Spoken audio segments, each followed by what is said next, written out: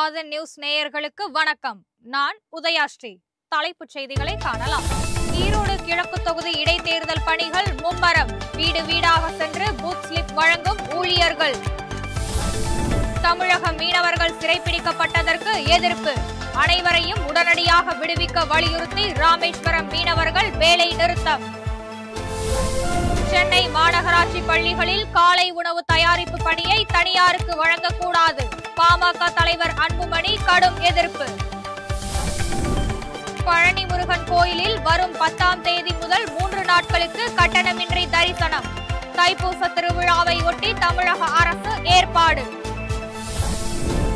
உத்தரப்பிரதேசத்தில் களை கட்டும் கும்பமேளாவில் இதுவரை 13 கோடி பேர் புனித நீராடல். நாள்தோறும் லட்சக்கணக்கில் தொடர்ந்து குவியும் பக்தர்கள். தமிழகத்தில் வரும் 30ஆம் தேதி மற்றும் 31ஆம் தேதிகளில் கனமழைக்கு வாய்ப்பு. சென்னை வானிலை ஆய்வு மையம் தகவல். இனி தொடர்வது விரிவான செய்திகள். சென்னை பச்சையப்பன் கல்லூரியில் கல்லூரி மாணவர்கள் கல்லூரி நிர்வாகத்திற்கு எதிராக போராட்டத்தில் ஈடுபட்டனர். 50க்கும் மேற்பட்ட மாணவர்கள் போராட்டத்தில் கலந்து கொண்டு நிர்வாகத்துக்கு எதிராக கோஷங்களை எழுப்பினார்கள். இதனால் இன்று காலை கல்லூரி வளாகத்தில் பரபரப்பு ஏற்பட்டது. ஜனநாயக முறையில் போராடிய மாணவர்களின் இடைநீக்கத்தை உடனடியாக ரத்து செய்ய வேண்டும், கல்வி சார்ந்த பணிகளில் அறக்கட்டளை தலையிடக்கூடாது என்பன உள்ளிட்ட பல்வேறு கோரிக்கைகளை முன்வைத்து மாணவர்கள் இந்த போராட்டத்தில் ஈடுபட்டனர். இதனையொட்டி பச்சையப்பன் கல்லூரி வளாகத்தில் போலீஸ் பாதுகாப்பு போடப்பட்டது. அண்ணா பல்கலைக்கழக மாணவி வழக்கில் சென்னை மாநகர காவல் ஆணையர் மீது நடவடிக்கை எடுக்க உச்சநீதிமன்றம் இடைக்கால தடை விதித்துள்ளது. சென்னை அண்ணா பல்கலைக்கழக மாணவி பாலியல் வன்கொடுமை செய்யப்பட்ட சம்பவத்தில் முதல் தகவல் அறிக்கை வெளியே கசிந்ததால் மாநகர காவல் ஆணையர் மீது நடவடிக்கை எடுக்கலாம் என சென்னை உயர்நீதிமன்றம் தெரிவித்தது. இதற்கு எதிராக தமிழக அரசு சார்பில் உச்சநீதிமன்றத்தில் தொடரப்பட்ட வழக்கில் இன்று தீர்ப்பளிக்கப்பட்டது. காவல் ஆணையர் மீது நடவடிக்கை எடுக்க வேண்டும் என்ற உயர்நீதிமன்றத்தின் உத்தரவுக்கு இடைக்கால தடை விதித்து நீதிபதி உத்தரவிட்டார். சென்னையில் நடைபெற்ற குடியரசு தின விழாவில் சிறந்த அலங்கார ஊர்திகள் வடிவமைப்பு மற்றும் கலை நிகழ்ச்சிகளில் பங்கேற்ற பள்ளி கல்லூரி மாணவிகளுக்கு முதலமைச்சர் மு.க.ஸ்டாலின் பரிசுகள் வழங்கி பாராட்டினார். குடியரசு தின நிகழ்ச்சியின் போது தங்களுக்கு கிடைத்த அனுபவங்களை மாணவிகள் முதலமைச்சருடன் மகிழ்ச்சியோடு பகிர்ந்து கொண்டனர். விழாவின் முக்கியத்துவம் மற்றும் தமிழகத்தின் பாரம்பரிய கலாச்சாரங்களை ஒட்டி நடந்த நிகழ்வுகளின் உணர்வுபூர்வமான தருணம் குறித்தும் நிகழ்ச்சியோடு நினைவு கூர்ந்தனர். சென்னை மாநகராட்சி பள்ளிகளில் காலை உணவு தயாரிக்கும் பணியை தனியாரிடம் வழங்கக்கூடாது என பாமக தலைவர் அன்புமணி வலியுறுத்தியுள்ளார். இது தொடர்பாக அவர் வெளியிட்டுள்ள அறிக்கையில், சென்னை மாநகராட்சி பள்ளிகளில் மாணவர்களுக்கு பரிமாறப்படும் காலை உணவை தயாரித்து வழங்கும் பணிகளை தனியாரிடம் ஒப்படைக்க சென்னை மாநகராட்சி முடிவு செய்திருப்பதற்கு கண்டனம் தெரிவித்துள்ளார். இந்த திட்டத்தை மேம்படுத்த வேண்டும் என்றால் சத்துணவு தயாரிக்கப்படுவதைப் போல பள்ளிகளிலேயே காலை உணவையும் தயாரித்து வழங்குவதுதான் சரியானதாக இருக்கும் என்று குறிப்பிட்டுள்ளார். மாணவர்களுக்கு சரியான நேரத்தில் சூடான காலை உணவு கிடைப்பதை உறுதி செய்யும் வகையில் உணவு தயாரிப்பை கைவிட வேண்டும் எனவும் அன்புமணி வலியுறுத்தியுள்ளார். தனுஷ்கோடி மற்றும் கச்சத்தீவு கடல் பகுதியில் இலங்கை கடற்படையால் சிறைப்பிடிக்கப்பட்ட 34 மீனவர்களையும் அவர்களது 3 விசைப்படகுகளையும் விடுவிக்க வலியுறுத்தி ராமேஸ்வரம் மீனவர்கள் போராட்டத்தில் இறங்கியுள்ளனர். மீன்பிடிக்க கடலுக்கு செல்லாமல் அவர்கள் வேலை இருந்த இடத்தில் ஈடுபட்டு இருக்கிறார்கள். இலங்கை கடற்படையின் நடவடிக்கைக்கு எதிராக போராட்டத்தின் போது கண்டன கோஷங்கள் எழுப்பப்பட்டன. மீனவர்கள் உடனடியாக விடுவிக்கப்படாவிட்டால் அதையடுத்து தொடர் போராட்டங்கள் நடத்தப்படும் என்றும் எச்சரித்துள்ளனர். சேலத்தில் பாமக சட்டமன்ற உறுப்பினர் மாவட்ட ஆட்சியர் அலுவலகம் முன்பு தர்ணா போராட்டம் நடத்தியதால் பரபரப்பு ஏற்பட்டது. சேலம் மாநகராட்சியுடன் சுற்றுவட்டாரத்தில் உள்ள ஊராட்சிகளை இணைப்பதற்கு எதிர்ப்பு தெரிவித்து சேலம் மேற்கு தொகுதி பாமக உறுப்பினர் அருள் கிராம மக்களுடன் இணைந்து மாவட்ட ஆட்சியரிடம் கோரிக்கை மனு வழங்க ஆட்சியர் அலுவலகம் வந்தார். அங்கு அவருக்கு அனுமதி மறுக்கப்பட்டதால் காவல்துறையுடன் வாக்குவாதம் நடைபெற்றது. பின்னர் அவர்கள் அனைவரும் தரையில் அமர்ந்து போராட்டத்தில் ஈடுபட்டனர். சேலம் மாவட்டம் சங்ககிரியில் சிப் அபாக்கஸ் நிறுவனத்தின் சார்பில் 6 வயது முதல் 12 வயது வரை உள்ள மாணவ மாணவிகளுக்கு அபாக்கஸ் எனப்படும் அறிவுத்திறன் போட்டி நடைபெற்றது.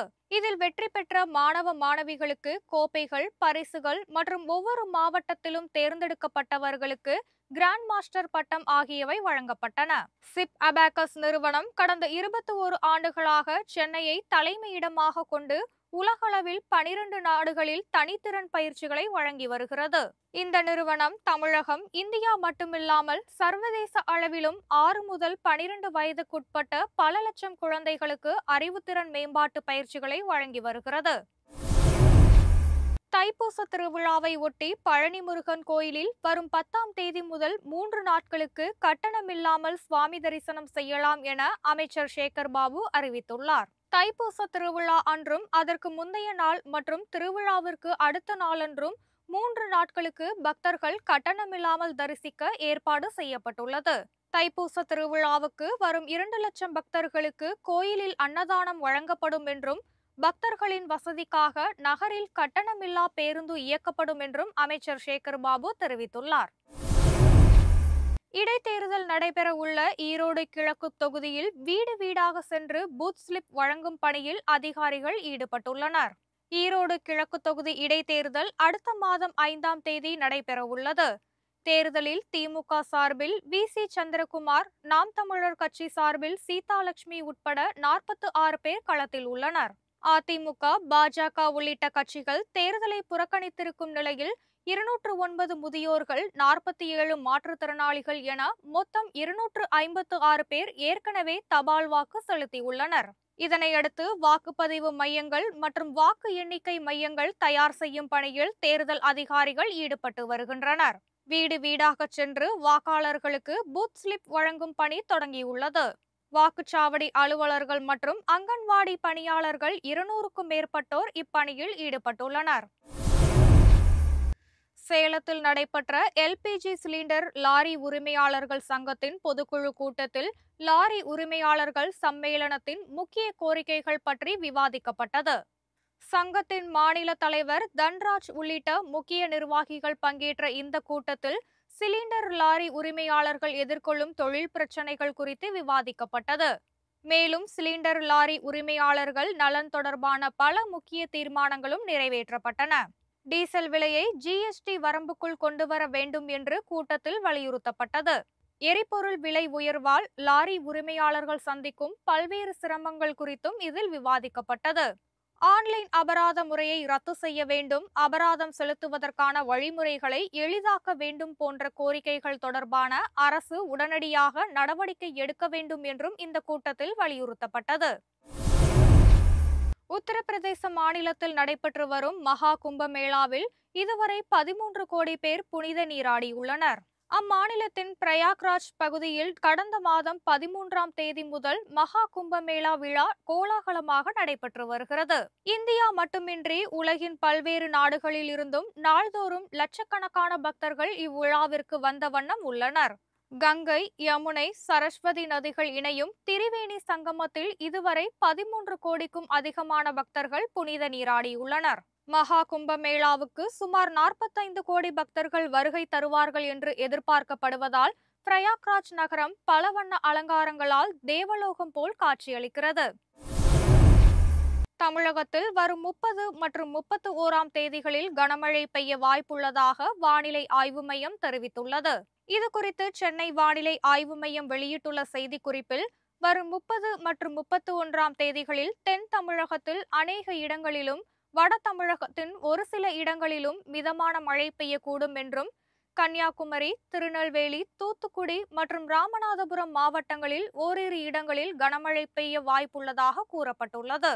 அடுத்த மாதம் 1ஆம் தேதி நீலகிரி, கோவை, நெல்லை, கன்னியாகுமரி மாவட்டங்களில் கனமழைக்கு வாய்ப்புள்ளதாக வானிலை ஆய்வு மையம் தெரிவித்துள்ளது. சென்னை மற்றும் புறநகர் பகுதிகளில் காலை வேளையில் பொதுவான லேசான பனிமூட்டம் காணப்படும் என்றும் அதிகபட்ச வெப்பநிலை 31 டிகிரி செல்சியஸை ஒட்டியே இருக்கக்கூடும் என்று வானிலை ஆய்வு மையம் தெரிவித்துள்ளது. இத்துடன் இந்த செய்தி அறிக்கைகள் நிறைவடைந்தன. செய்திகளை உடனுக்குடன் தெரிந்து கொள்ள இணைந்திருங்கள் ஆதனுடன்.